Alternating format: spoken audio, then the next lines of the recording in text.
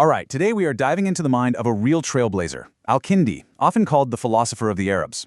Now picture this, it's 9th century Baghdad, and he's got this incredibly bold and honestly pretty controversial mission. He wants to prove that Greek reason and Islamic faith, well, that they don't just coexist, but are actually two paths leading to the very same truth. And this quote, this gets right to the heart of his entire project. For Al-Kindi, truth was, well, truth. It was universal. It didn't matter one bit if it came from Aristotle over in ancient Greece or from divine revelation. And not one simple idea, it set the stage for this absolutely monumental intellectual adventure. So, here's what we're going to cover. We'll look at who Al-Kindi was, his proofs for a creator, his ideas on the origin of the world, what he thought about the soul and the intellect, and then why he thought philosophy was so important in the first place. Okay, so Al-Kindi is often called the father of Islamic philosophy, and for good reason.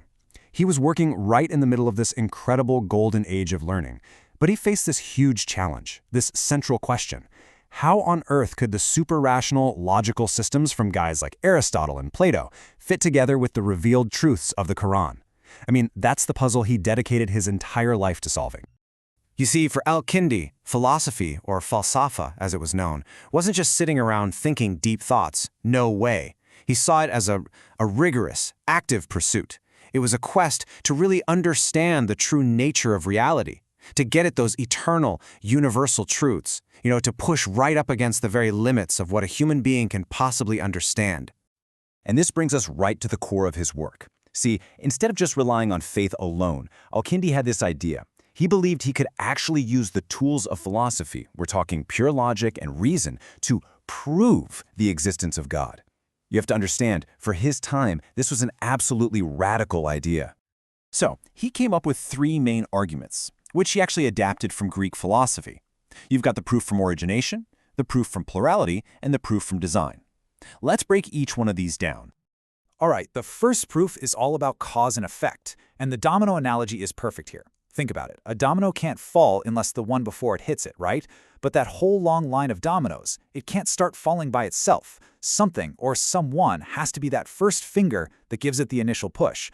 Well, Al-Kindi argued the universe is just like that chain of dominoes, and God is that first cause, the one who gave that initial push to get everything going. Now, his second proof is a bit more abstract, but stick with me, because it's just as powerful. Just look around you. You see many things, right? Lots of trees, lots of people, countless stars.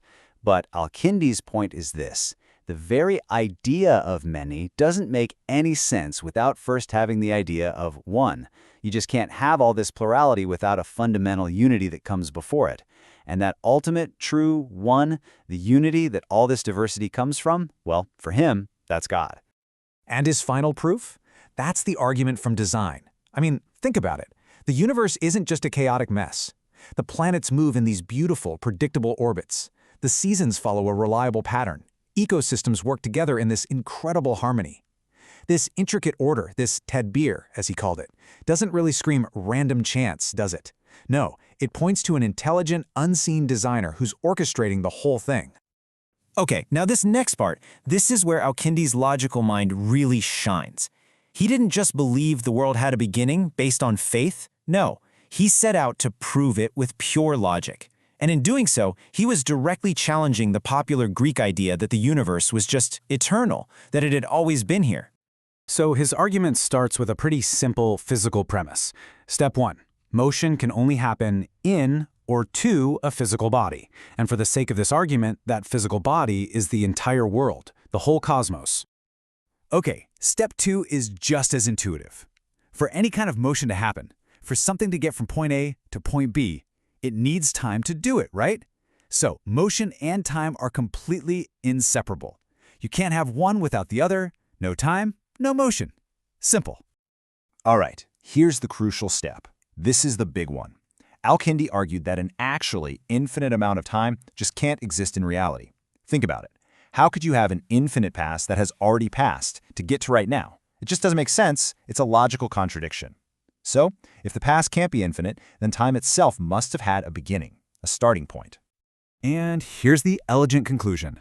If motion needs time, and time must be finite, then the world itself, which is full of motion and obviously exists in time, well, it has to be finite too. It must have had a beginning. It must have been created. Boom! Logic.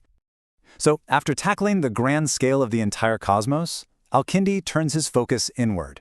He zooms in from the universe to the individual, looking at the human soul and this really fundamental question: how do we actually know anything at all?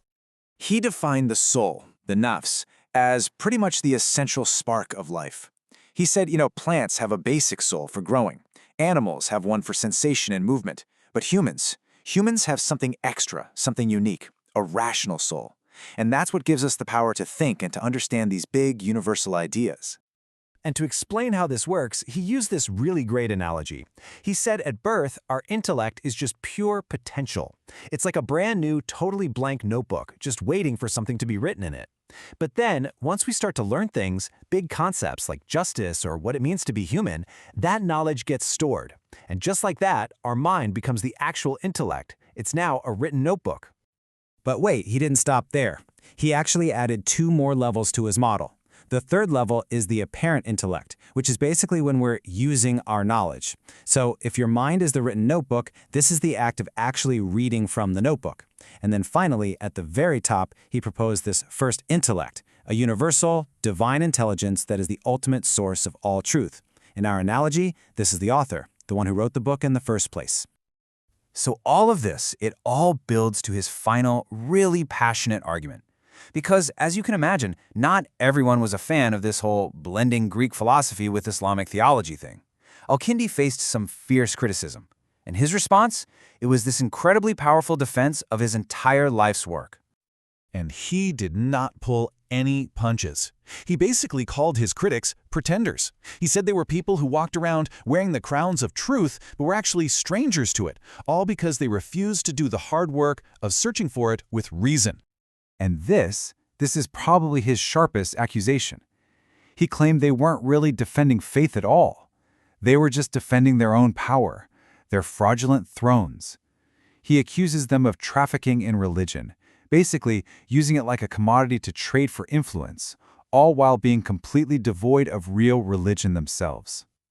So for Kindi, the main point was this: philosophy isn't a threat to religion. Far from it. It's an essential tool for religion. In his view, it's the absolute best way to truly understand the nature of God, the reality of oneness, the meaning of virtue. Basically, it's the path to figuring out how to live a good and useful life, which are the very goals of faith itself. And this is his masterstroke. He brings it all home by arguing that the deep truths you discover through rational philosophy are the very same truths brought by the prophets from God. They're not in conflict, they're just 2 different paths leading to the exact same place, the same ultimate reality. Which kind of leaves us with a big question, doesn't it? Kindi was wrestling with this relationship between reason and faith way back in the 9th century. Now, 1,200 years later, you have to ask, isn't that same fundamental tension still at the heart of so many of our modern debates? It's a question he posed back then, and it feels like one we're all still trying to answer today.